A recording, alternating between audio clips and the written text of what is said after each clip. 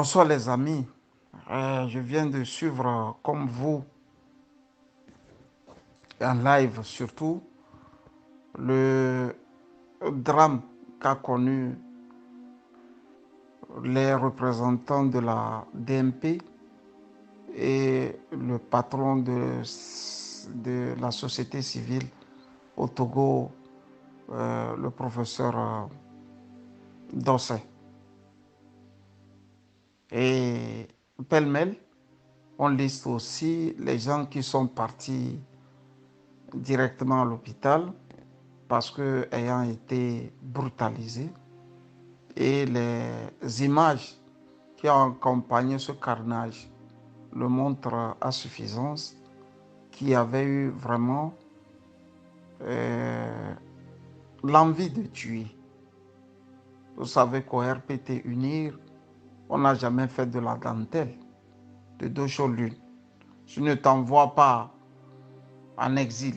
Si tu n'es pas en prison, ils préfèrent te tuer. Ils préfèrent te tuer. La vie humaine n'a même plus de sens à telle enseigne que le député de la CEDEAO, le Sénégalais Guy Mario Sagna, a vécu en live le drame togolais. C'est un échantillon du drame togolais qu'il vient de vivre. Pour la simple raison que d'autres ont eu moins de chance à cause de ça. Moins de chance. Se sont retrouvés dans les quatre planches et d'autres ne pourront plus jamais marcher. Quand d'autres, bon, voilà, ont une vie brisée comme ça, à vie. Et c'est du père en fils. Hein. Au Togo, pratiquement, le monde a changé, mais rien n'a bougé dans ce pays. Et on le ressent dans tous les aspects de la société togolaise. Vous voyez les routes qui sont restées en l'état, les hôpitaux qui sont restés en l'état, les écoles qui sont restées en l'état, les universités qui sont restées en l'état. Même la présidence n'a pas connu vraiment de changement que ça. Là où Fort même travail n'a pas tellement connu un changement pour la simple raison qu'il a hérité la présidence de son père. Vous voyez, pour vous dire que si beaucoup se disent surpris, beaucoup de Togolais aussi ne sont pas surpris. Et Gilbert Bawara nous avait déjà averti qu'il n'y aura plus de révolution au Togo. Il nous avait averti, il nous avait dit qu'il n'y aura plus de révolution au Togo. Ce qui veut dire qu'ils sont là pour tuer déjà dans l'œuf un début de rassemblement. Tout ce qui va s'apparenter à une révolution, ils sont prêts à aller au bout de leur logique. Et le bout de leur logique, c'est de tuer, de tabasser. Au fait, ils fonctionnent comme Israël. Il n'y a pas de limite, quoi. Il n'y a pas de ligne rouge. Ils ont un blanc-seing de faire ce qu'ils veulent. La CEDEAO va regarder ailleurs, comme l'ONU regarde ailleurs. Quand Israël massacre, tue, brise, c'est le pourquoi ils sont. C'est le pays qui est le plus proche d'Israël aussi.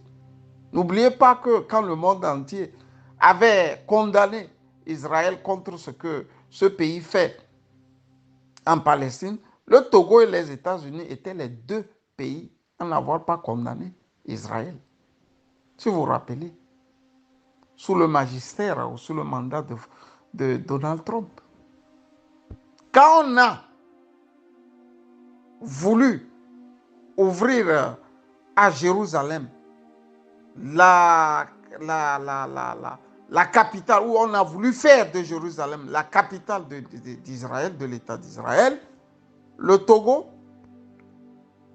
et les États-Unis avaient abondé dans le même sens. Vous voyez? Donc, dans la sous-région, ils font ce qu'ils veulent.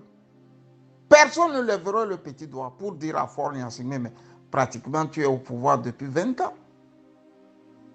et que les statuts de la CEDEAO ne te permettent pas de faire comme si tu étais un président qui a la bénédiction de régner sur les Togolais à vie. Dans le protocole de la bonne gouvernance de la CEDEAO, il est dit beaucoup de choses que Faure ne respecte pas. On ne lui dit rien. Si on ne lui dit rien, c'est qu'il sait sur qui il s'appuie. Parce que les loupards qui viennent casser tout le monde, casser les pieds, s'arracher les yeux, faire ce qu'ils veulent, les loupards prennent des ordres. Et ceux qui donnent les ordres aux loupards aussi s'appuient sur certaines forces obscures pour maltraiter la population togolaise, donc le peuple togolais. On n'est pas surpris. C'est un peu regrettable pour le pauvre Guy Marius Sagna, pour le pauvre Targon, pour la pauvre Adjamagbo, parce qu'elle, bon, ces dernières années, elle en a trop subi avec le pouvoir, la prison en 2020, et cette fois-ci, bon, on dit qu'elle a été tabassée et puis traînée par terre. Voilà un régime. Sauf que, bon, passer cette étape, ça va rester en l'état. Pourquoi le RPT le fait? Le RPT le fait parce qu'à côté, l'ANC jubile. L'ANC est en train de jubiler. L'ANC est en train de jubiler. D'autres forces sont aussi en train de jubiler. Les partis comme l'ADI, bon, vous connaissez, ils sont d'une fourberie crasse, quoi. Quand tu vois même, vous analysez le regard de leur patron, vous voyez le fourbe en dessin même, quoi. Vous voyez, il va donner l'impression qu'il s'oppose à ça, mais dans le fond, il n'y a rien là-bas. Tant que vous n'allez pas comprendre que le loup que nous avons, c'est seulement par la force et par l'union qu'on peut le défaire, il va nous tabasser comme ça et aller même tabasser nos amis que nous invitons afin qu'ils viennent nous aider. Qu'est-ce que le député Sagna a fait? Il est venu, il a dit qu'il va s'entretenir avec les forces de l'opposition. Comme le RPT aussi, quand il veut faire son congrès, il appelle les partis amis qui viennent à son congrès. Ici, ce n'est pas un congrès, c'était une conférence pour parler. C'était une conférence. On a vu Mélenchon débarquer pour parler avec le parti de Sonko et de Diomaye Faye. Le ciel sénégalais n'a pas pris feu quand même. Mais pourquoi ce qui est normal dans un pays en Afrique de l'Ouest n'est pas normal au Togo? Toutes les fois qu'on vous parle du régime de Faure, les gens ont tendance à nous dire que bon voilà, vous en faites trop. Mieux, il y a cette rhétorique qui revient. Venez au pays, ce n'est pas à l'extérieur vous allez rester pour faire ce combat. Non, ça n'a rien à voir avec l'extérieur. Si on était au pays, certes, ils nous auraient mis en prison. Et si nous sommes en prison là, quelle est la valeur ajoutée pour vous? Ceux qui bavardent, ceux qui parlent là, ceux qui libèrent la parole là. Quand Faure nous prend, jette en prison là, quel est le gain politique, social, économique que vous avez? Vous qui nous traquez chaque jour. C'est ici là le combat se fait. Guy Marius est venu, il a fait le combat. Ils l'ont cassé la tête. Il est actuellement à l'hôpital. Bon. Dites-nous maintenant les dividendes, le gain politique que vous avez, en nous disant de venir nous faire casser les têtes. Ce n'est pas qu'on a tellement peur de venir se faire casser les têtes, mais ceux qui nous font peur, c'est vous. Ce n'est pas le pouvoir. Parce que quand on vient et on veut attaquer le pouvoir, On va l'attaquer frontalement. Sauf que le pouvoir a des faits qui sont vous qui nous menaciez. De coups et blessures, bien sûr.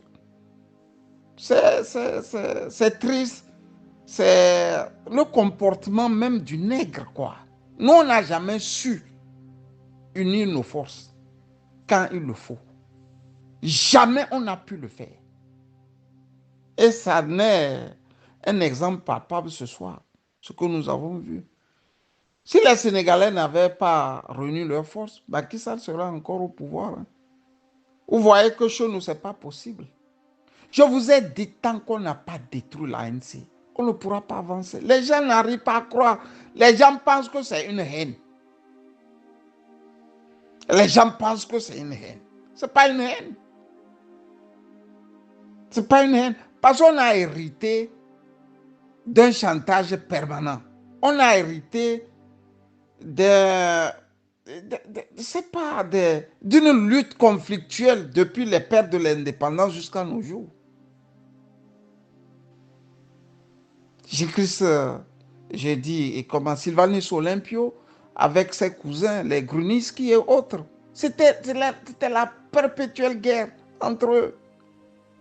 On tombe sur la génération de Gilles Christ Olympio et d'Edem Kodjo, même pour des histoires bêtes de déçus de caleçon. Bon, ils nous ont amenés là où nous sommes. Edem Kodjo, Agbeibor, patatras. Agbeibor et puis l'ANC, patatras. On pensait que bon, cet événement va passer, puisqu'un prélat s'en est mis aussi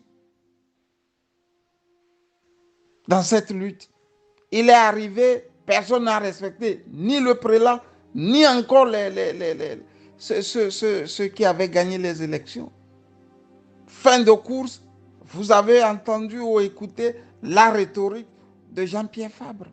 On est là dans un cycle, sauf que dans ce cycle, c'est eux qui gagnent. Parce qu'ils ont des circuits pour aller chercher encore de l'argent. C'est ça le problème. C'est ça le problème. Le RPT tient tout le monde comme ça. Guy Marius Sagna, nous le savions déjà, que non seulement il n'est plus aimé en Afrique de l'Ouest, mais aussi, et plus loin, la France ne va pas gober un tel député. Parce que les Ouattara, les Faure Gnassingbé, qui est leur force, c'est bien la France. En disant que plus Faure Gnassingbé est en train d'accumuler les mandats, et plus il y aura un coup d'État, ce qui veut dire qu'il est en train d'agresser directement la France. Parce que la France voudrait avoir des voyous comme Faure Gnassingbé. Il faut avoir des inintelligents comme ça. Des gens qui n'ont aucune culture morale, politique. Des gens vils, des gens qui ont un fond mauvais. La France adore. La France adore. On le soutient et puis bon, lui aussi parade, il est content. Il est content. Fin de course, c'est ce que nous voyons. On lâche les sicaires, ceux qui ont la licence de tuer, de brutaliser, de malmener, de traquer. On les laisse, ils viennent faire le plus grand bruit. Ils cassent tout, ils tabassent tout le monde pour dire que la révolution, ça n'aura pas lieu. Mais sauf que l'âme des peuples n'est pas dans leurs mains. Tout dictateur a cette manière simpliste de voir l'avenir. Il voit l'avenir en termes du nombre de godillots que lui a, de fusils qu'il a, de milliards qu'il a à partager, à soudoyer. Mais il y a l'âme des peuples. Et cette âme du peuple togolais va engloutir Faure Gnassingbé. C'est moi qui vous le dis aujourd'hui. Il ne pourra rien. L'âme là va finir par l'engloutir. Il ne pourra rien. C'est ceux-là qui tuent là, qui traquent les autres là, qui vont lézarder les murs à Lomé. Mieux dans tout le Togo. Bonne soirée, j'ai voulu présenter vraiment à toutes et à tous ceux-là qui ont été malmenés dans leur chair, vraiment mon soutien. Et dire au député sénégalais Guy Mario Sagnan que, bon, je suis désolé, malheureusement, c'est un drame, c'est un échantillon du drame que nous vivons depuis 60 ans au Togo. Et bon, voilà, vivement qu'il guérisse, qu'il sorte de cette douleur afin de pouvoir témoigner de ce qu'il a vu en terre togolaise. Bonne soirée de dimanche à toutes et à tous. Bye bye.